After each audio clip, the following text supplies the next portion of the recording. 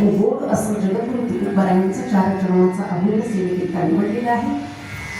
महाराज आजच्या अभंगामध्ये यक्षयावत संसारात आलेल्या जीवाला सांगता येतं, हे संसारात जन्माला आलेल्या जीवांना तुम्हाला सुख हवं असेल ना, तुम्हाला आनंद हवा असेल, तुम्हाला याच जन्मामध्ये जन्म आणि मृत्यूची जर वारी चुकवायची असेल ना, तर तुम्ही पंढरीस जा.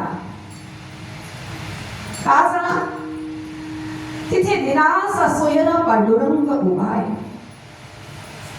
आणि तो कशासाठी उभा आहे? तो तुमची वाट पाहत आहे. तो इतका कृपाळू आहे, इतका कृपाळू आहे की तातडीनं त्या भक्ताची उतावीळपणे वाट पाहत आहे. काय फायदा होईल महाराज?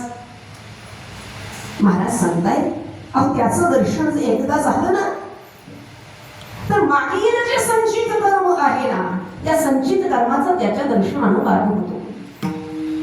आणि पुढचं जे क्रियमान कर्म आहे, त्या क्रियमान कर्माचाही शीन राहणार नाही. मागील परिहार पुढे नाही शीन. मागच्याही सर्व दुःखाचा परिहार होईल आणि पुढे तर शीनच राहणार नाही. काय झाल्यानंतर झालं या दर्शन एक वेळा, फक्त एक वेळा त्याचं दर्शन झालं ना, मग तो काय करतो?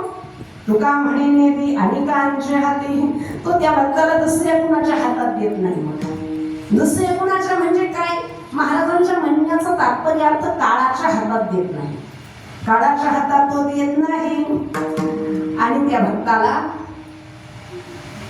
इतकं निर्भय करून टाकतो त्याच्या जीवनामध्ये की त्याच्या चित्तात बसलेला भक्त किंवा भक्ताच्या चित्तात बसलेला जो देव आहे, तो काही केल्या निवडल्या जात नाही. बैसला तो चित्ती निवडे ना, वाट पाहे उभा भेटीची आवडी, कृपाळू तातडी उतावी विठ्ठल.